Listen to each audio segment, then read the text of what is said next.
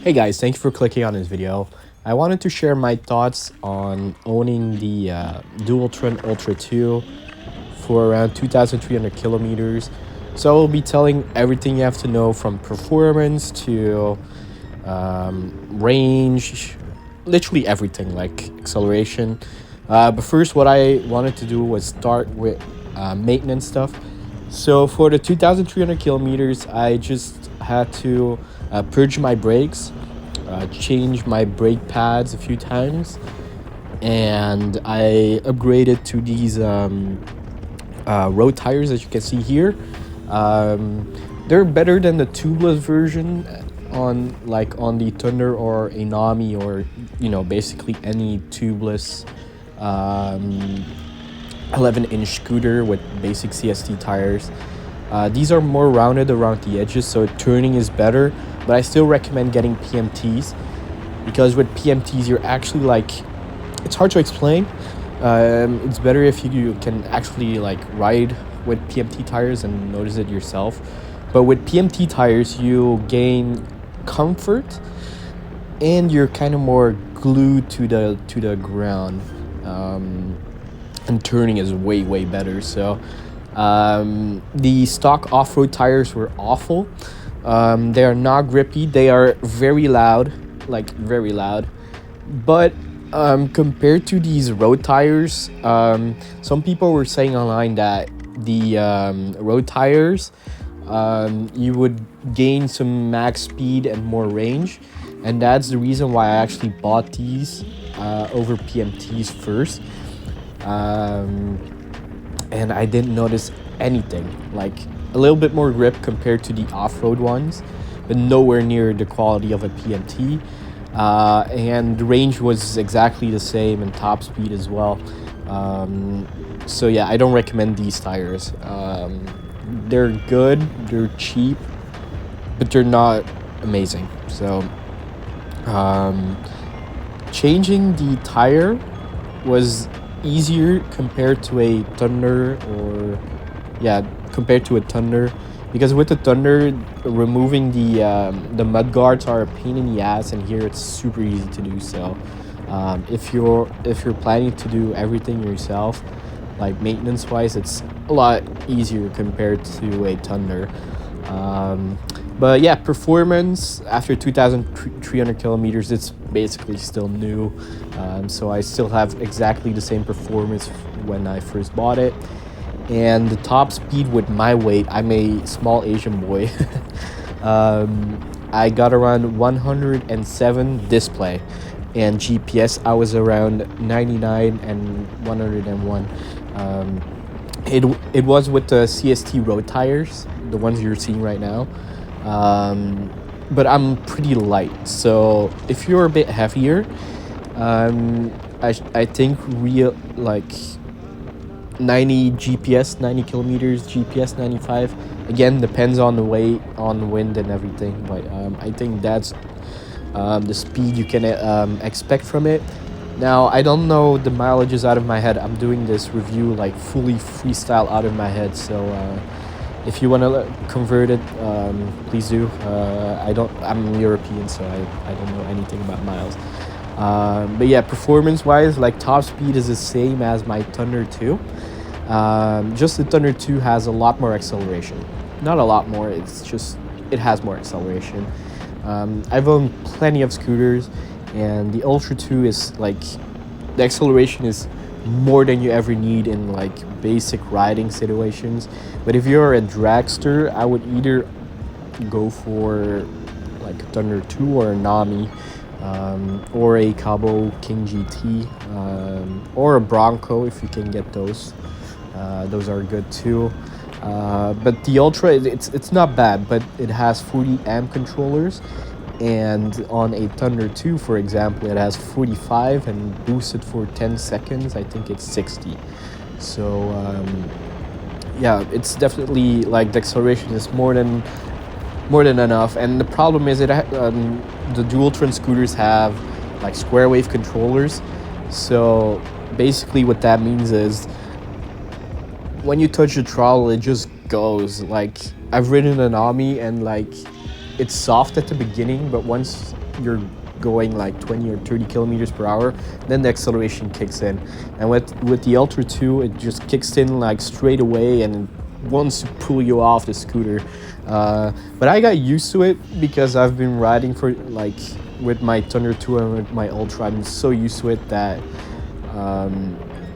I don't notice it anymore. But I know for like people that never touched a very powerful scooter, you have to get used to it, man. Like, it has so much kickback. I think dialing your acceleration down is a good way to go if you're just casually riding out there. Range wise, so the version I have right now is the 35 amp hour version.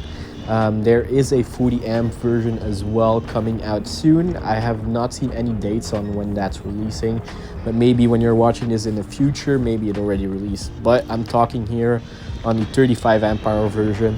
So for me, the range I would get is when I go like full send mode, which means like almost every like all time top speed, I would hit 40 to 50 kilometers. Now, you're thinking, oh, that's not a lot, but if you go like full send, it's actually pretty good. I was actually kind of surprised that I would get that with square wave controllers, because they're like not very efficient compared to sine wave controllers. And if I'm like driving like sometimes top speed and sometimes a bit slower in the city, I would get 70. I think if you go like full bicycle mode, like 25 kilometers per hour, I think you would easily get 120 kilometers, like easy. Maybe a bit more, but I think that's the range you should get. Again, I'm light, so depends of course on the wind, going uphill and stuff, the usual stuff. But range, nothing to complain about. Charging is decently fast if you have two fast chargers. I think you can charge it in maybe like 3 to 4 hours, like from 0 to 100 with two fast chargers. I can be wrong though, but I think that's the amount of time it takes to fully charge. Now, some mods I recommend buying, like first up is one, get PMT tires, because the ride feel on the scooter it's kind of stiff, right? So PMT tires actually, like, it makes the scooter a bit more a bit more fun to ride. It absorbs the shocks way better than those cheap Chinese tires. But I can also recommend, if you're a bit lighter like me, you can do a suspension swap. You can buy rods. Just look up DUALTRON Ultra changing suspension on YouTube, and you'll see plenty tutorial videos how you can change your suspension. But PMT tires, it's so much better. Like, once you experience PMT tires, you don't want to go back, believe me. Another thing I recommend is getting a double clamp. Now, the first 500 kilometers, you won't have a lot of play in your stem. But after that, with vibration from going, driving, it becomes a bit loose and you will have a bit of play. So I recommend getting a double clamp, and then you won't have any play in your stem department. So those are the mods I kind of recommend. Build quality wise, I have nothing to complain about. I actually crashed with this scooter because a car didn't see me. I was trying to brake, and the guy wasn't looking at my side. He was only looking behind him because he was crossing a road, and basically he hit me, and the car had more damage than me, so I had nothing to complain about. Always wear gears, guys. You never know what happened right there. But yeah, ride feel, the suspension is stiff, but if you're like mainly going on roads, like, this scooter is amazing. I don't think I would recommend this scooter for off-roads, even though it comes with off-road tires. I don't recommend the Ultra 2 as going off-road. It's a good roadster, but all in all, I think this is my favorite DUALTRON scooter from their lineup. I'm kind of curious what the next one is going to be.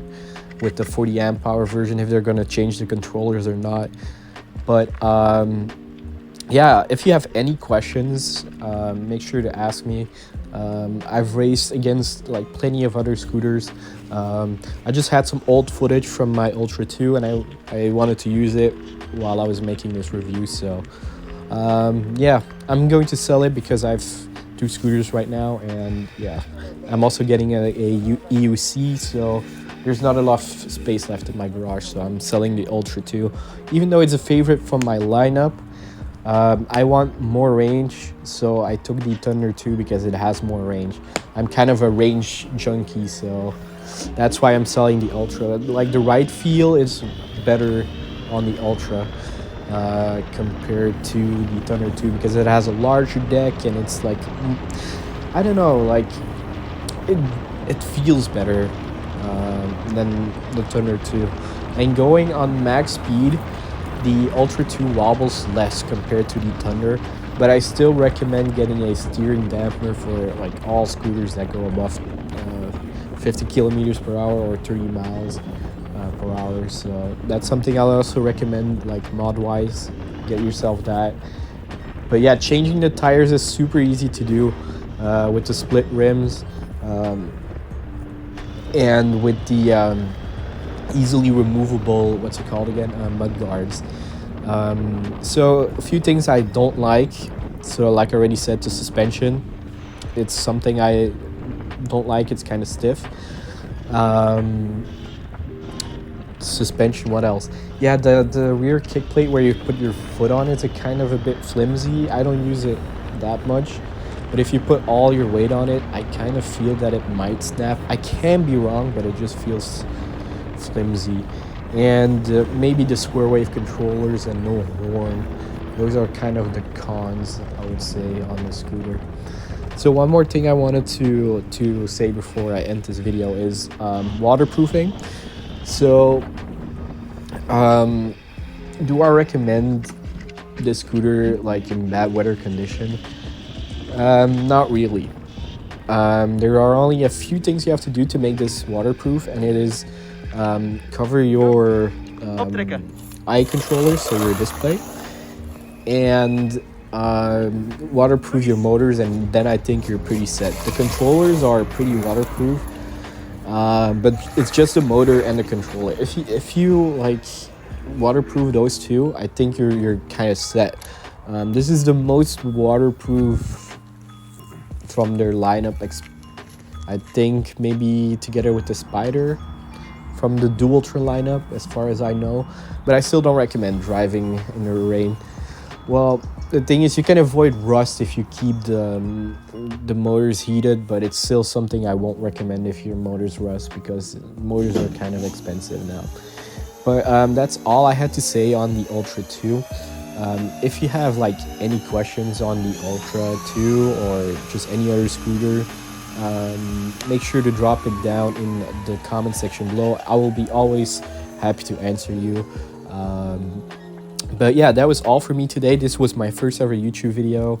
If this video helped you out, make sure to ask away in the comment section. And yeah, thank you for watching, and I hope to see you in the next video.